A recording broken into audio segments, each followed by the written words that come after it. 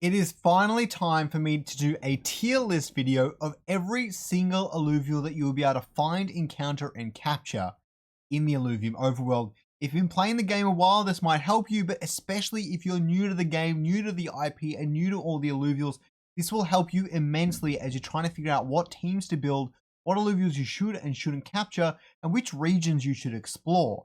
And so let's jump straight into it.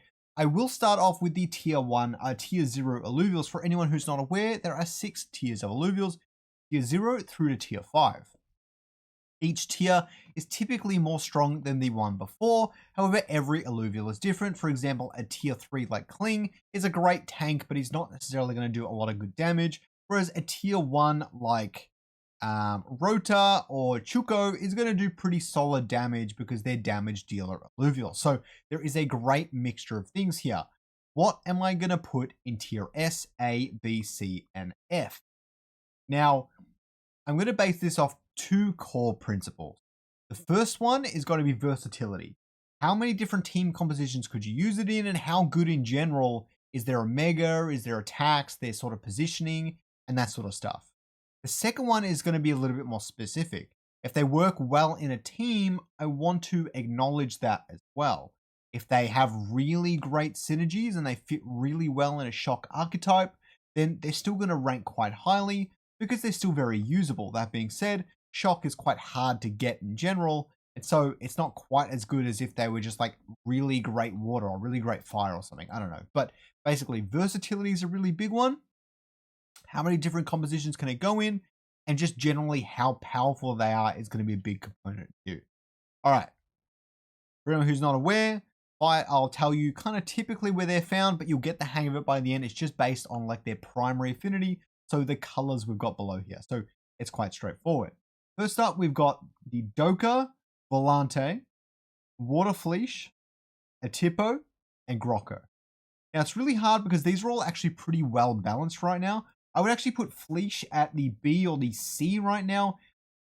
The Scions are a little bit hard to play. The enemy with their buff improvements and things like that in different battles means it's a little bit harder to actually outperform your opponent using Scions because they just die too quickly. You need a lot of fighters, you need a lot of bulwarks. Scions are going to typically rank a little bit lower in this tier list, unfortunately. Doka is quite good. I would definitely put it in a B. They have some of the best Omegas in the game where they can disarm opponents and things like that. The problem and why they're not higher is they get outpaced quite quickly. Doka is going to last great for stage 1 runs and pretty much stomp everything for you. But stage 2 and stage 3 runs, they're not going to do a whole lot. Volante has a really similar problem. I would say it's a little bit better than Flish. Not that much better though, unfortunately.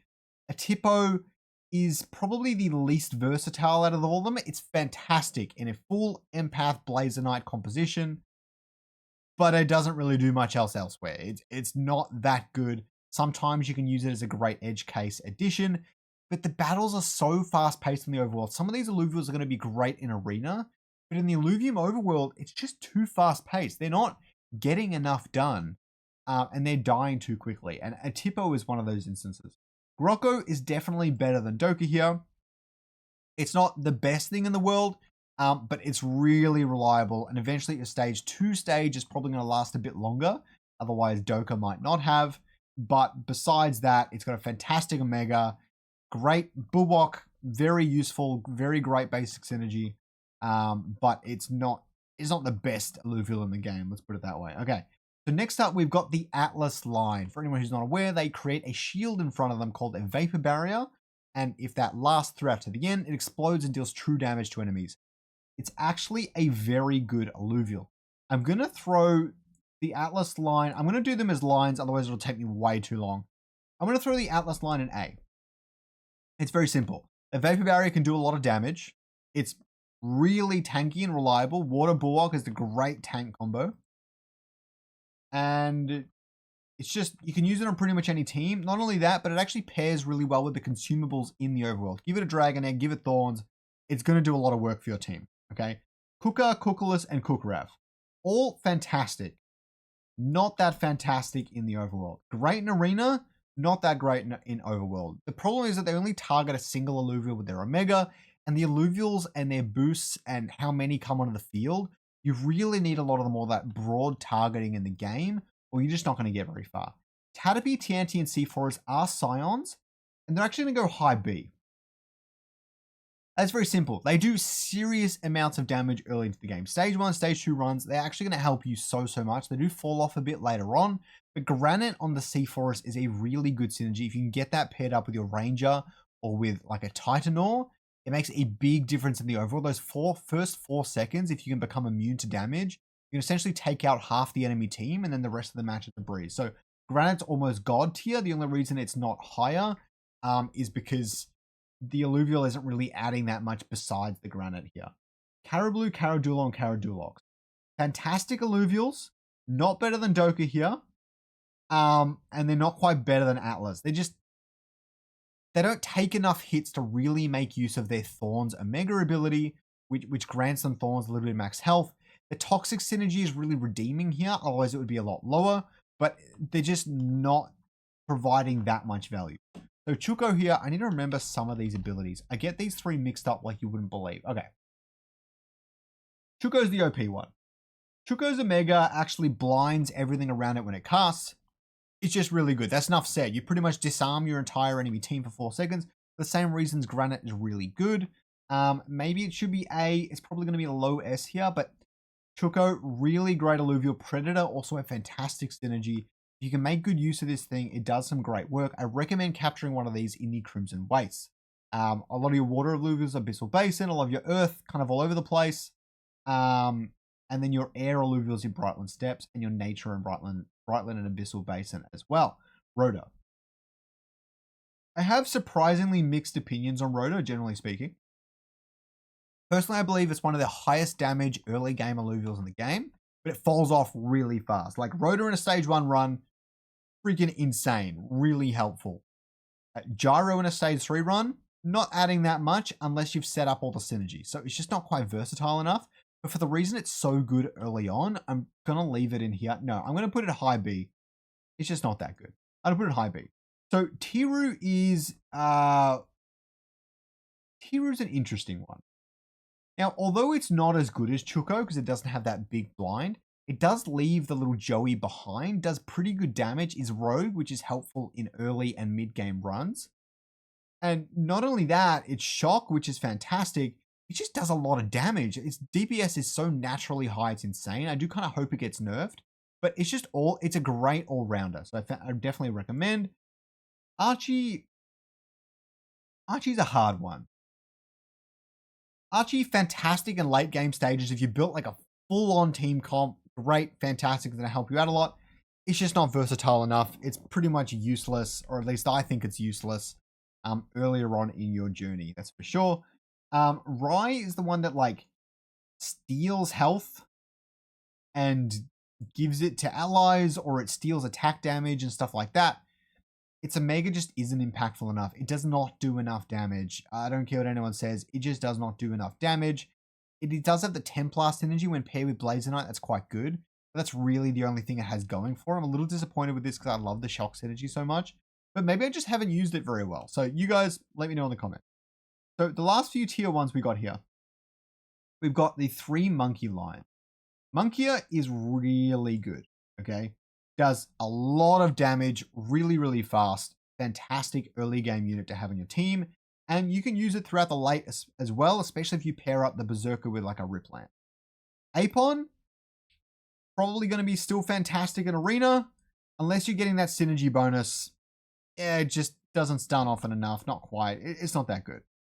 Grilla's pretty great. I just don't think it's really holding up to some of the other alluvials we have here in the game right now. When you pair up the Predator synergy, it does really... You know what? I changed my mind. This thing's better than Rhoda. It's good. It's distracting. It's not that good on stage 3 run. Let me put it that way. Okay. All the Lynxes. So Baby Lynx, I really want to put it higher than I am, but it's going at the bottom of B. Baby Lynx is good. We all know Baby Lynx is good. It does true damage. It's highly reliable. Stage 2 and stage 3 runs, you want a better Lynx than that, unfortunately. So it's not lasting you all the time. Relentless Lynx, this goes for all the Relentless Lynx. This is the Fighter. It does good damage, but it's not that good. Rogue Lynx, I've never really thought that much of. That's just me. Doesn't do quite enough damage, doesn't last quite long enough. Some of them are really good. I think the nature one heals, so it's quite good. We're going to leave Stoic Links to last. Virtuous Links is the Empath Links. I'm going to chuck it at the bottom. We've got a lot of Empaths down here. It does good. Really only the Water Empath Links is good, but since they're all together, I'm going to just kind of like leave it down there. Arcane Links, pretty decent. It just doesn't last you long enough. I'm going to put high C. It just doesn't last you long enough. It does great stage 1, probably mostly stage 2 runs, but in stage 3, it's just getting overwhelmed too quickly. It's going to drop too fast. You can't really be having that. Stoic Links is one of the best alluvials in the game. If you can get as many of these as possible, I recommend you do so. Their stun, their damage, and their tank. Unbelievable. One of my favorite alluvials. So I always recommend getting as many Stoic Links as you can and adding them to your team. But that's just me. As we move on to tier 3 alluvials, we open up with Riptor.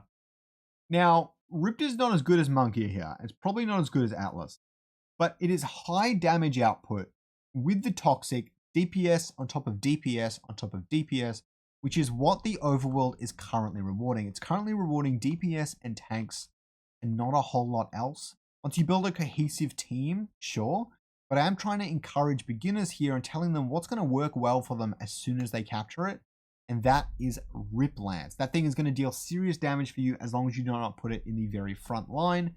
Hetty, Frunk, and Blotto, they're great. They're not amazing, but they're great. Look, they do blind the enemy. It's really helpful. They're a little bit harder to find, but at the same time, the Wildfire combo, the Bulwark, they're doing a lot of work for you. The only thing is that Hetty is a little bit fragile. Even though it's a Bulwark, it seems to die relatively quickly. If it was a bit tankier, it would be much higher on this list. Next up, we've got the 3 Moths. They do the carpet bombing. All right. I know a lot of people are going to come for me for this, and I'm really sorry, but I'm not sorry. They don't do any damage. Honestly, I don't know why, but they don't do any damage. Their DPS is so freaking low. It's absurd. Monarch is not too bad, but that is because they get all their damage from Inferno and Phantom. If you set them up with that, they're fine to use. But if you don't have that, do not bother using them. They are very, very weak. Wink, Quinks, and Gazutep. This is the one alluvial I haven't actually used yet. I'm going to chuck it at the bottom of B. I expect this to be a really good arena alluvial, but they simply don't output that much damage. And the other thing is that the charm is really helpful, but it's a lot more helpful in a player versus player environment. A little bit less helpful in overworld where you know where everything's going to be. You can charm them, but most of the time you're actually just to charm them into your team, and you might actually make your life a little bit worse. So fantastic Omega, but I don't know if it's doing quite enough in the overworld to make Gazatep worth your time. Slappin', Stabbin', and Slashin'. It is a running joke in Illuvium that these 3 alluvials don't do any damage. And unfortunately, that still holds true. They don't do that much damage. They do okay, and they got a pretty good buff, and they've got a little bit of tankiness on them. But you have to play them really well to get them to do a lot of damage. That being said, as far as the rogues go, they're one of the better rogues. They do pretty solid. And I would say their damage is mid-tier compared to some of these other alluvials. You can see we've got a lot of fighters at the top end here. And Frost and Vanguard are quite good synergies. You know what? I'm wrong. It's going to have to go bottom of B. I'm sorry. They just don't quite do enough, but they're getting there. One more buff and they'll be there. One more buff. Okay. So this one gets a little bit trickier. Cling, Twine, and Gnarl. You know what? I'm actually going to throw these up in S tier. Low S tier. And why is that? Verdant and Colossus. The combination of these two synergies, besides Phantom Inferno, might just be the best combination of synergies in the game. And maybe Titan's Granite Colossus. Verdant is one of my favorite synergy of all time. It has insane healing properties, and this thing is insanely tanky. It will essentially allow you to turn a really fragile, weak, or average team into a good team by just dropping a Twine, and then maybe an Arcos or Arcalion on the board, or a Twine and Ranger preferably to get that Verdant boost. Drop that on the board. It will turn a bad team into a playable team in no time. Highly recommend. All right. The next one I've got for you is Vermilia, Verminio, and Vermiliere. Their names keep changing. These names might not quite be right. This one's hard because these are so good in Arena. They're really good alluvials. The problem is that they need a little bit of time to ramp up, set up with their shield, set up with their spore to be able to get going. But I feel like the overworld is so aggressive, and with the enemy buff augments and things during the game, it makes it a little bit harder to play them. But definitely don't sleep on Vermilia early in the game. If you can capture one, because of all the dodge chance from air and empath healing and shields and that sort of stuff, it can be surprisingly tanky and have great survivability in the game. So the last tier 3 we've got here is actually Lura, Lulura, and Malura. And I'm going to chuck these. I'm going to chuck these high up. This might be personal bias. They're probably not that good. Bloom is a great synergy. I still enjoy it. But really, these alluvials have one of the best omegas in the game. It's an AoE charm stun thing. And they also deal solid damage to their enemy. You have to position them quite carefully and make sure they don't get swarmed at the start of the game. But if this thing can cast at least once, it's going to have a big swing moment in any match you go into. So it's going to be really helpful when hunting in the overworld.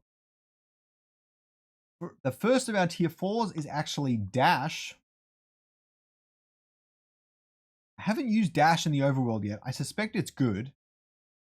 These things just do a lot of damage, and they target low health enemies as well, which is particularly helpful in the overworld. You'll find that Umbre will deal a crap ton of damage, and with the right augments and consumables and things like that, it will get really strong. Give it some lifesteal. It will be really hard to take down. It's one of the best attackers because it can go untargetable, which means that if something's aggroing to it, it will cast, and now nothing's aggroing onto it anymore. So it will last much, much longer than most of these other fighters and things in the game. Although, it's just not quite as good as some of these other alluvials. I've noticed there's a lot of tier 1s high up on my list, and that's perfectly fine. Next, we've got Fern, Fernite, and Blazonite. I imagine this to be good, but it's not versatile enough. You need to trigger Templar and Wildfire to make it work, preferably with Blotto and your Ranger, and getting Templar off of Riley. Besides that, it's not that great. I mean, it's got a fantastic Omega that does a lot for your team, but it takes a little bit of time to cast, and it might be too little too late. The rest of your team isn't really coherent, and by that point, this tier list doesn't really matter. That's kind of the issue. Is if you're to the late game, you've got every alluvial, pick the best alluvials. There might be some of the ones lower on this list, but if you're playing along, you're trying to get the best alluvials as you go so that you can take on tougher fights faster, this is the tier list for you. Next up, we've got Flare, Singe, and Seer. Coupled with Bulwark, coupled with Magma, coupled with all of the consumables in the game, this is probably one of the highest DPS carries in the game, even though it's meant to be a tank. It's really quite funny, actually. Basically, if you give him things that help him survive longer, whether it be Magma, Earth Synergy, Bulwark Synergy, anything, this thing will deal insane amounts of damage. All right. It would just, its Omega is one of the strongest or highest DPS Omegas in the game. It will shred your entire enemy team before your very eyes. If you can get your hands on a Seer, I'm pretty sure with the right consumables and maybe like a tank in front of it, it can solo pretty much every stage 3 probably, or it can solo a lot of stuff. It's just good. It's just, I'm leaving it up there. Jotun, Jokul, and Jotun. Mjol, Jokul, and Jotun. They also have Behemoth, just like Seer. They're great for different reasons. They're great DPS, and they steal attack speed and health and things like that as well. So they do a lot of work over time, and they don't kill everything all at once. But once they have a little bit of time to ramp up, you get hyper on them and things like that. It's an absolute force to be reckoned with. Very good alluvial. You do Behemoth helps a lot, but you don't need the 3. You can just have the 2 with the Ranger. It's going to do everything you need it to do. Ebb, Flood, and Geyser.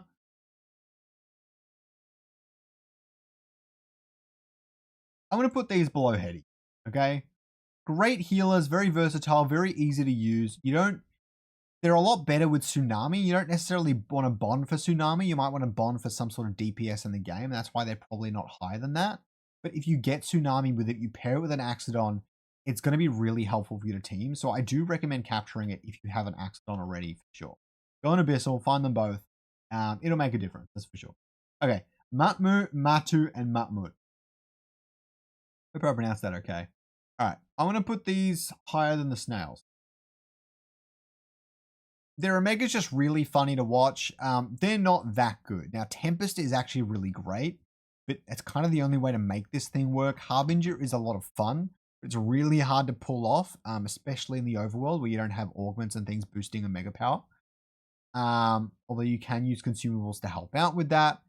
Its Omega is good if you position it perfectly. If you don't, it doesn't really help you that much. So it's a little bit hit and miss. In the right matchup, it can do some serious work, but it's not doing that much. It's just not. Next up, we've got Fiery, Firiox, and Scorio. All right. Y'all are going to kill me for not putting this at the top. You're going to hate me for this. Oh my god. All right. They're going high up. They're going below Stoic Link. Stoic Links is just so good. They're one of the best DPS in the game besides like Ramfire, where they're doing insane amounts of damage just from ramping up, hyper, fighter synergies, fire synergies. They're doing a lot of work. Magma helps, but it's not really helping that much in the overworld in this particular case. But it's just a great DPS. It's a great AoE DPS. It's one of the only ones we've got here. For example, Monkia has pretty good AoE DPS, which is why it's so high. Seer's at the very top because of his AoE DPS. We have things like Riplance, which would have been awesome with it. Malura has it. Umbre has it. You'll see that Rhoda and Gyro have it. You'll see a lot of the high-ranking things here hit multiple enemies at once and do solid damage with that. Scoriox is pretty much the king of that besides Ramfire, which we will get to at the end of the video. All right, next up we've got Alfie, Sign Elf, and Dueling. I'm actually going to chuck these. They definitely go above all of these alluvials. They're fantastic. They're a little bit too expensive to get on the board for what they do, and they're really specific. If your opponent's board is lined up in a way where you can shoot them down with an entire one beam, then great. Duelef will carry your entire team in no time. Take a little while to cast. You need Invoker to make them work particularly well. Steam as well to make them work particularly well. They're just so expensive.